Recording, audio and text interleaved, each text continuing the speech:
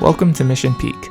Located 45 miles east of San Francisco, it's one of the most popular hikes in the Bay Area, often attracting over 2,000 visitors on weekends, and in 2017, 274,000 people flocked to this famous peak. There are two popular starting points, Stanford Avenue and Ohlone. Stanford Avenue is the most popular one, with free but limited parking and very strict enforcement. The Ohlone side is located at Ohlone Community College and requires a paid $4 fee. I chose the Ohlone hike this time, and there's a parking garage, so your steering wheel won't give you a second-degree burn after your hike. Alright, here at Mission Peak, trying out my new hydration vest, or reservoir, and my new shoe.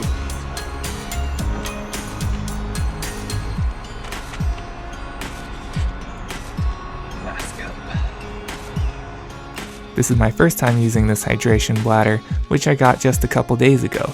It holds 2 liters, it's made by Ultimate Direction, and doesn't have any plastic taste to it.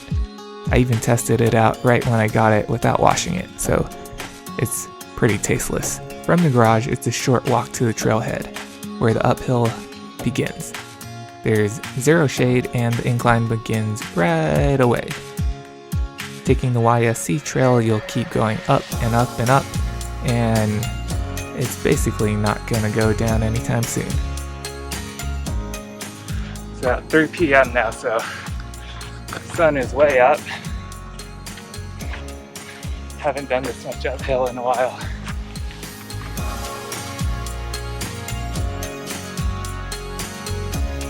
It's a little cave right here I can give you a rest. It's been there forever, and I'm not sure if it's natural or not. Anyways, it's been straight uphill since the beginning. The view gets better and better, especially on a clear day like today. I'm listening to Harry Potter at the moment, if you're wondering. There's some trail posts, but you'd have to be really drunk to get lost at this park. There's so few branching trails, as long as you always pick the one that seems to go up, you'll be fine. If you notice, there's a little Bay Area Ridge Trail tag on this post, meaning it's part of the Ridge Trail project, which is a 550-mile loop going around the entire Bay Area. Approximately 380 miles of it, or 69% of it, is built, and the rest of it is being planned or constructed at the moment. I even have a giant version of the Ridge Trail sign in my room. Don't worry, I didn't steal it. This place is also an active grazing ground for cattle. So there's like water things out there, but you probably don't want to drink the same water as a cow. Maybe if you have a filter.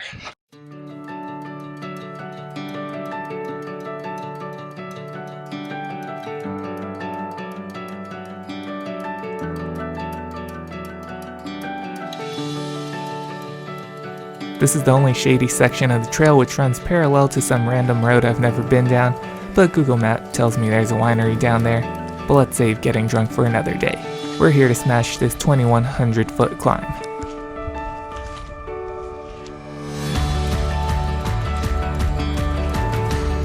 After a taste of shade, we're back in the sun. Who knew California could be so hot? I guess that's why we have fire season. Once the grass is like yellow like this and the trail's extra dusty, you kinda know fire danger is high. I didn't catch it on camera, but one of the other hilltops was already burnt to a crisp. Alright, so they've closed off the one and only bathroom at the halfway mark going up this hill, and yeah.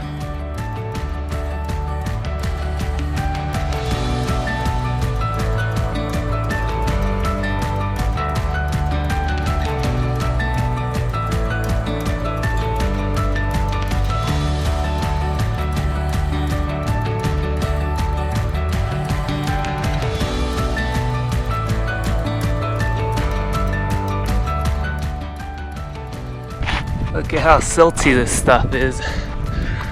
It's all erosion. We're now onto the rocky climb to the summit. I'll be there in like 10 minutes. This last section is the most technical and most difficult and suffers the most erosion. I came midday when it's super hot, so not too many people are out here, but it gets pretty congested in the mornings, especially on weekends.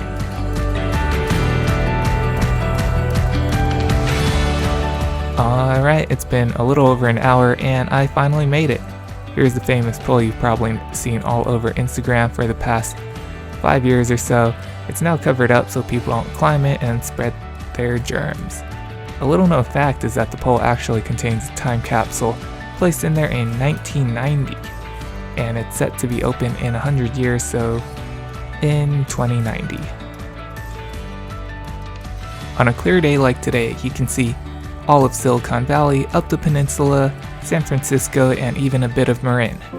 I downed a couple bags of candy, mixed nuts, and ran back down for a total distance of 6.75 miles in 1 hour and 47 minutes, which works out to be a 15:52 per mile pace.